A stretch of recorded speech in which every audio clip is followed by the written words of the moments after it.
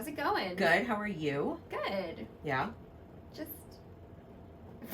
busy? I don't know. I know. I feel the same way. I'm like wrapping everything up at my. Well, by the time this airs, it'll probably already be done. But like, I'm wrapping everything up at my current job because I start a new job at the end of September, and so it's just like. I feel like bananas. Every time one of us gets a new job, the other one is never far behind. I know, that's true. And you just got something new not that long ago. I've been in it now like since May. Yeah. And it's September like now. 5 so months, yeah. Almost. Yeah.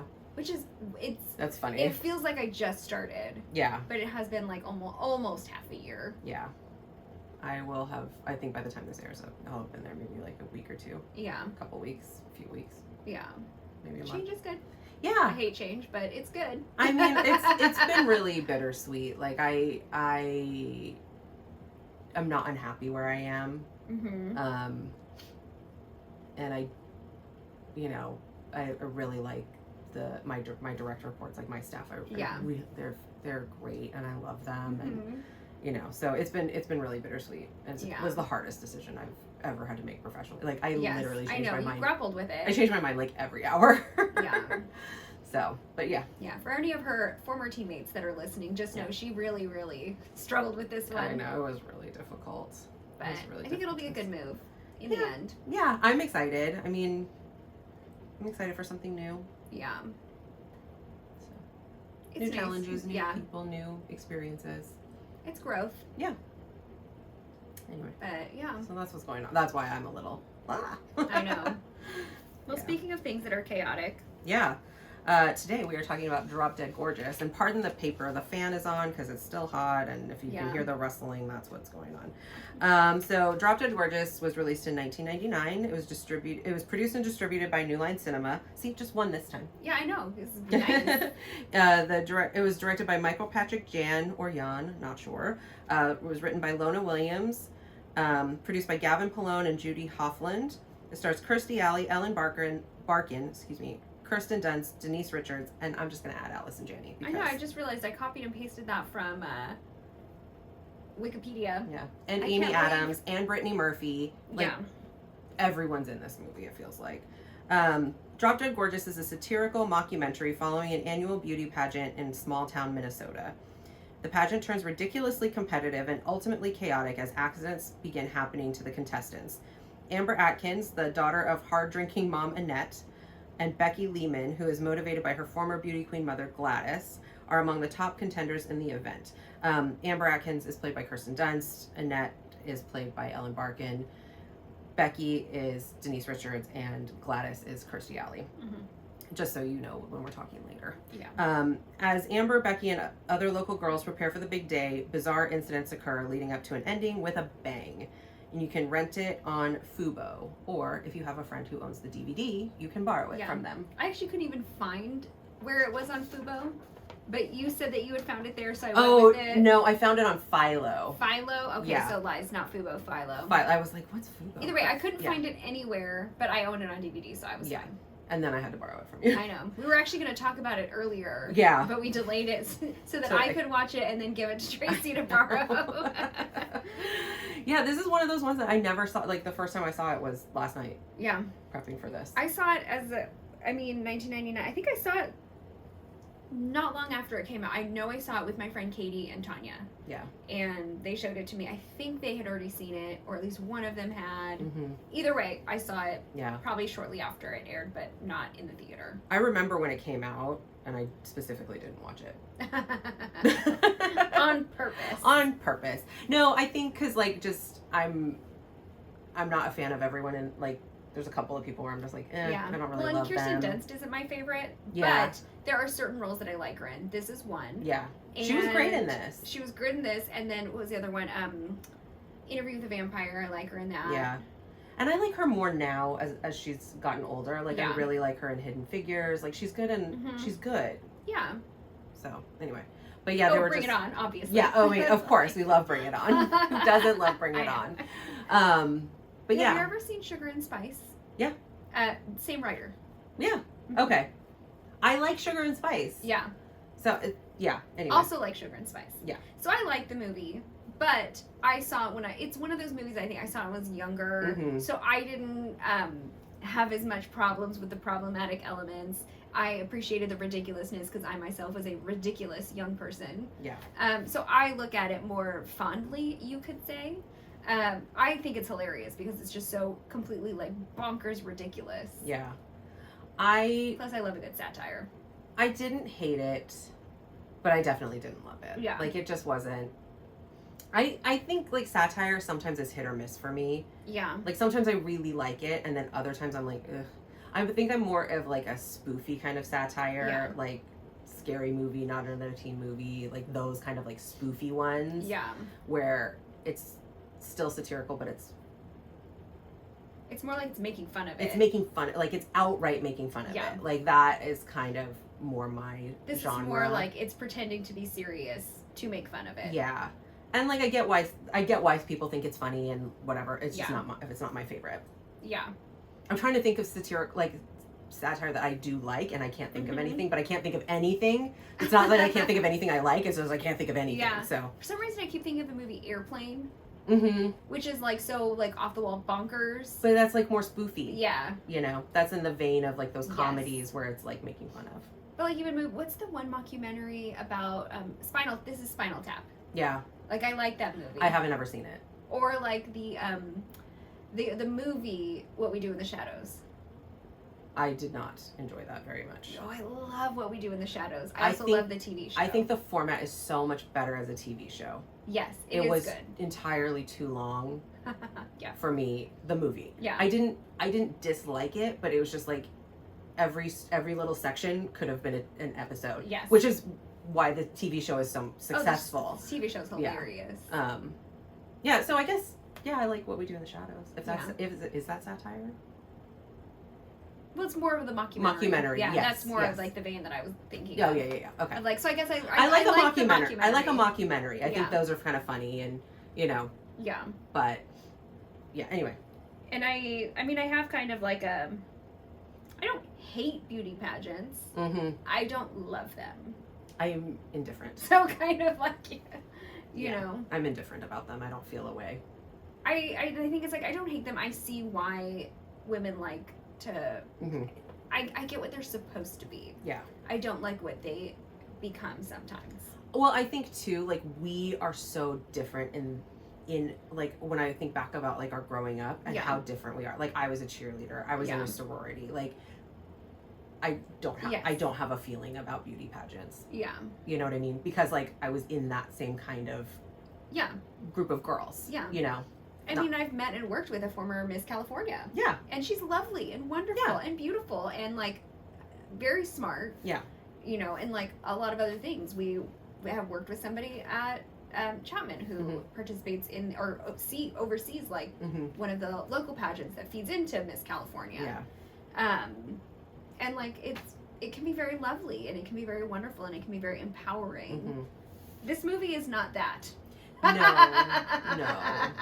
And it is not trying to be. No. This movie is making fun of pageants. Yeah. And I liked a lot of the jokes, but there was some stuff I just didn't need. Yeah. Well, and there are some in 2024, like I really didn't need some of it, you know. And it was unnecessary to the story, I felt like. Well, and there was like the one character, the brother of the guy that runs the store. Yeah.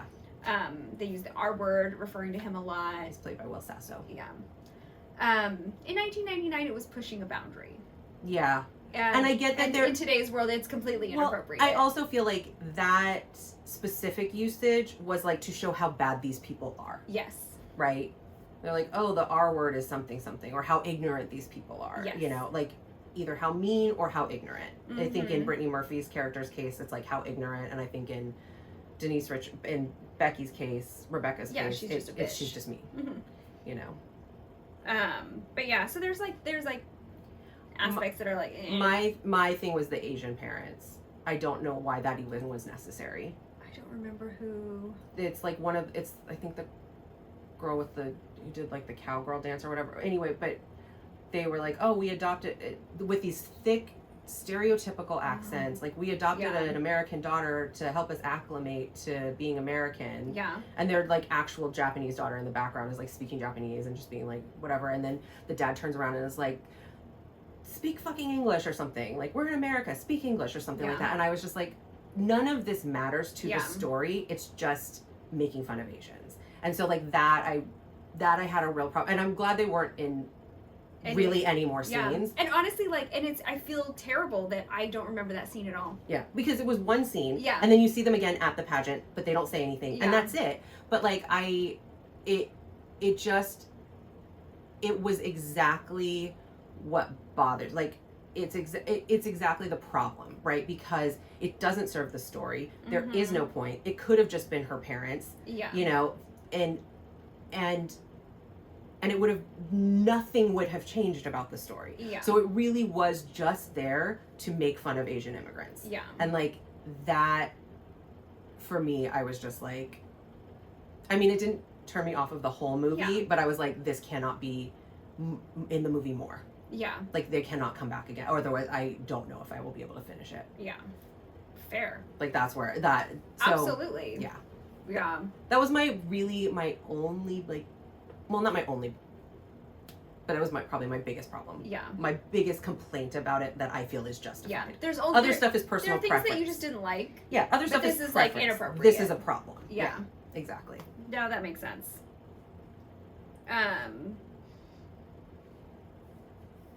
Anyway, sorry, I didn't mean to, like, totally derail everything that you were thinking. Well, and my notes are just so chaotic and shallow. Yeah. Not shallow, but, like, I know what you mean. But because the movie is just, it is what it is, right? It's like, not a particularly deep movie. No. And I get that it is, like, making fun of these, like, small town people, like, and it, not for nothing, that's a little insulting to small town people too, right? But, like, it's part of the joke, right? Of, like, look at these small town, like, Minnesota people, like, thinking that this matters and, like, it's so important that they're killing each other over it, like, literally killing each other.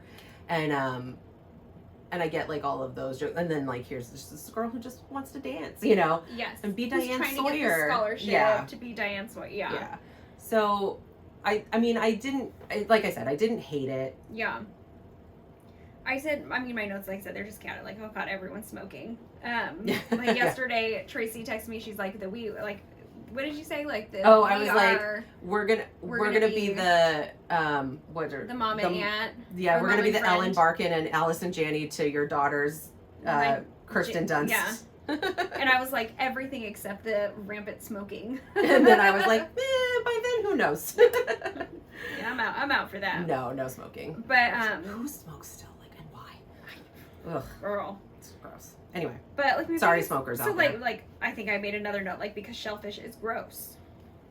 I already knew that was gonna happen. Also, I just really had a problem with everyone. I almost. I had to, like, look away. I can't watch almost it. Got sick. I literally can't watch it. It's awful. Everybody's throwing up. It's all these beauty pageant queens. So, like, the end of it is like, and again, like, just how ridiculous. It just gets ridiculous. And how we put this, like, how we hold up pageants, like, they're so special. And too, like, I don't love absurdity. Oh, it's why I didn't like The Office. Yes. It's like why there's, like, things that I'm just like. I mean, I didn't like The Office for other reasons. But yes. But it's why I didn't like The Office. It's why I had, like, a little bit of a hard time, like, loving Schitt's Creek the way that everyone did. I was just like, I just don't love absurdity. I like the absurdity sometimes. Yeah, it's just not my thing. It's why I have a hard time with, like, Umbrella Academy sometimes. Oh, I like, love Umbrella Academy. I love Umbrella Academy. We just finished it. I love Umbrella Academy, but I hate idiot plot. Which, like, that whole season where they're time traveling is just idiot plot after idiot plot after idiot plot. And I'm like, well, they're so stupid. Just talk to each other. Just say a word. Just say something. But they have issues with each other. That is not the point. They gotta resolve the issues first. No, not by doing the stupidest thing possible. But this is my problem. But also, people do the stupidest things possible every day. They should not. It's so true to self. Be better. But anyways, and at the end, like, so she ends up getting runner-up to Denise Richards. Kirsten Dunst's character gets runner-up to Denise Richards' character, and then they're at the so what is it? The parade. Amber and Becky. Yeah. So the parade, and then she's up in the Swan and it's like covered in like kerosene or something. Yeah. And they're talking about how it reeks and da da da da. Yeah. And then the mom accidentally says, and just the scene with Kirstie Alley, the Swan ate my baby. You find out that her mom is responsible for killing off all the other contestants and blah blah blah. But so then by default, then she becomes the Miss. What is it? What city do they live in? Mount Rose. Mount Rose. Miss Mount Rose, Teen America. Yeah. And so she Teen moves American on. Princess. She moves on to the competition to compete for Miss Minnesota. Yeah. Miss Teen Minnesota. Yeah. And, Minnesota. And then they get there and everybody's eating this like shellfish and she's like, "Oh, I'm not eating any of the shellfish." My mom says, "Never eat something that like never eat something that carries its house with it because you never know how clean it is or you never know how dirty it is." Yeah. And turns out I love that line. That was funny. Everybody gets food poisoning and I agree because I think shellfish is also gross. But I also don't like any seafood either. Except canned tuna. But someone else tried to tell me it tasted like chicken. That tuna tastes like chicken? Yes. It doesn't taste dissimilar from chicken, but it doesn't taste like chicken. But I'm telling you, somebody I had this fight with somebody else, the same fight that we had about the chicken. We had a fight about chicken? Well, we didn't have a fight about it, but also you were saying, like, because I was like, it's just so. It's funny that I don't like it. It's funny that you like tuna, which to me is like the fishiest fish. Oh, I don't think it's fishy. And you were like, it kind of is more like chicken, and I was like, what? Yeah. But somebody else said it. But it has You're not to alone. be albacore, white albacore in water. Oh, albacore is the. Once you do chunk light tuna, yeah, it is disgusting. I like chunk light tuna. No, I hate chunk light. That's what I grew up eating. See, albacore, I just get a little like fishy. that's not tuna-y. Yeah, no, white. Yeah. It's got to be white albacore tuna. That's probably the difference. That's probably. But it's just so funny that somebody else. I was like, I just had this fight with someone else. What is wrong with you all? But you're probably because you're eating albacore. Yes. She's probably eating albacore, and I'm like sitting over here with chunk light. Yeah. So anyway, all of the beauty contestants or the pageant contestants for Miss Minnesota get food poisoning and are throwing up all over the place, except Amber. So she wins. So she wins and becomes Miss Minnesota, and so she goes on to the Miss Teen Princess. It's like Teen Prince. It's not even American. That's what I was saying. It's Miss Teen Princess. Yeah, I said that, but you didn't hear me. I didn't hear you. No. I was like, Teen Princess, I think. Yeah. Anyway. Either way, and then they go, and then it turns out that the whatever cosmetics company that runs the pageant went under, and Sarah something. Sarah right? Lee. Rose. Not Sarah Lee. I think it's Sarah Rose. Maybe. Anyway, it's because the SR. I was just thinking about when they're tearing the place down later. So all the contestants go nuts and start destroying everything. Well, because it had gone out of business because the IRS, something happened with the IRS or something, and so they all get there to have the Miss whatever Miss Sarah Teen Rose Princess, Cosmetics Teen Princess USA or whatever, and so it's all these contestants, 50 girls getting there. And then the whole building is just papered over, and it's foreclosure, eviction for lease, whatever. Yeah. And so then they just tear the place apart. But they're so upset they can't compete in the. There was an SR. That's why I remember. So anyway, so this is the culmination of them making fun of how ridiculous and da da da da. Yeah. So I forgot where I was going with this. Because shellfish is gross. I was trying to explain the end of the shellfish. Anyways, but so what I wrote, my thought was is there a message about pageants and their shallow nature, or is it just a ridiculous movie? I feel like it's just a ridiculous movie. Yeah. I mean, I feel like it's just a ridiculous movie. And I think there's a little, for me. Yeah. And I think there's a little bit of that, oh, girls fighting each other. Yeah. Here we go again, Yeah. I did love. But I think that's the satire of it. Highlighting how in pageants it's girls fighting each other for this, crown. Right.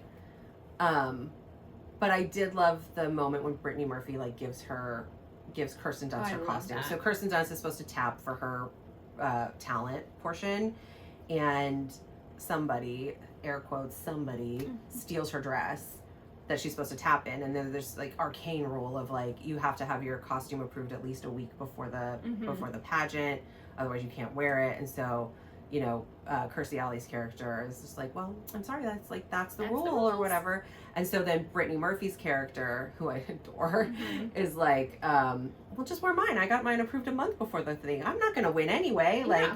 And so she performs in her costume. Yeah.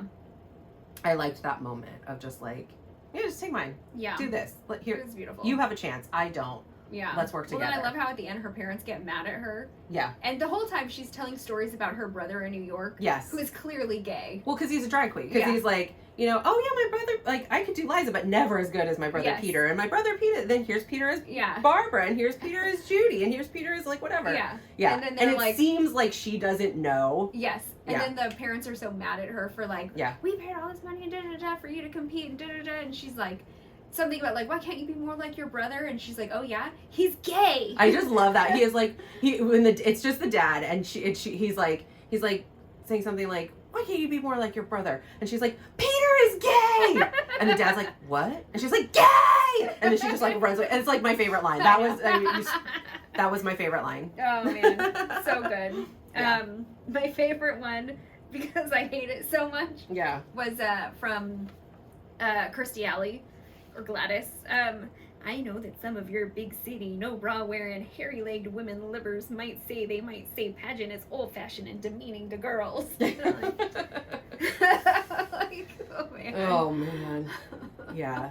There were a lot of good. I loved it because I hated it so much. There were a lot of good lines in the movie, but that was probably my favorite moment. Yeah.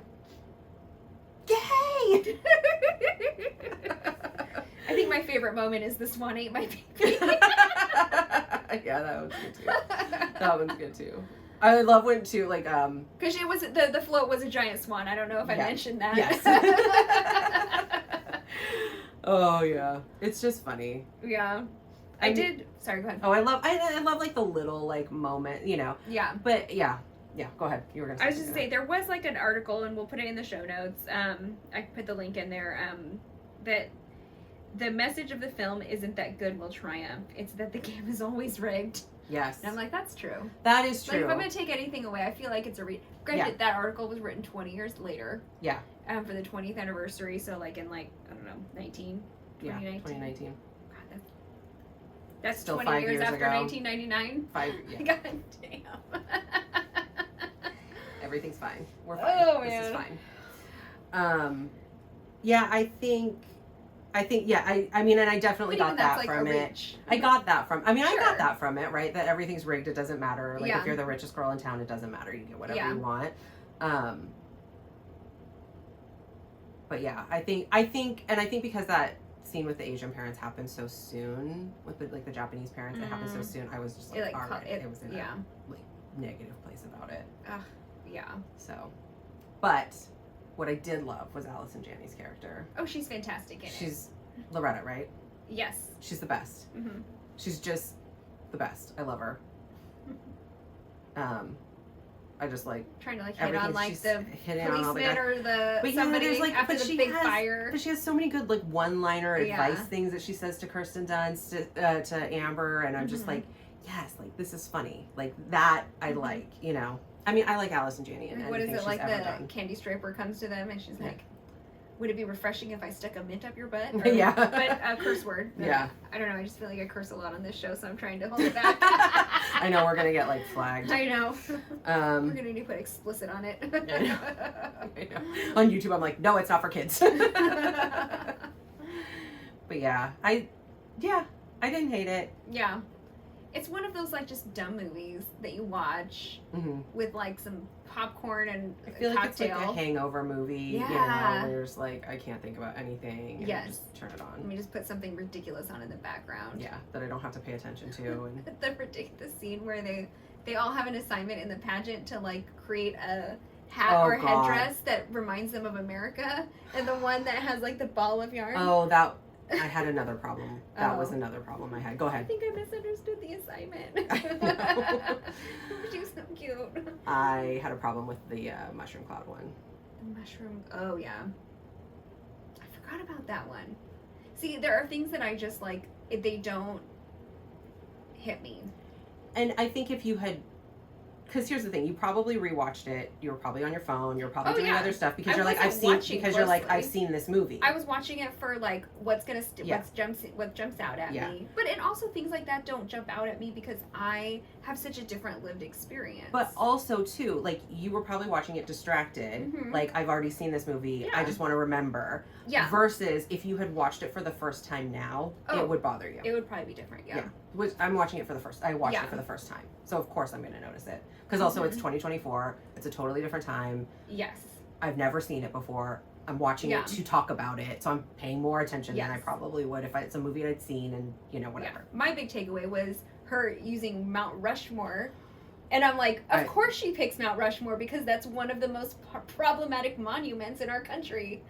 Which, like, there wasn't even as much discussion about it back then. Yeah. But, like, okay, that didn't hit me. Definitely didn't hit me then. But, like, now, like, seeing it, it's like, because I love it where you can take an ugly rock and put beautiful faces on it or something.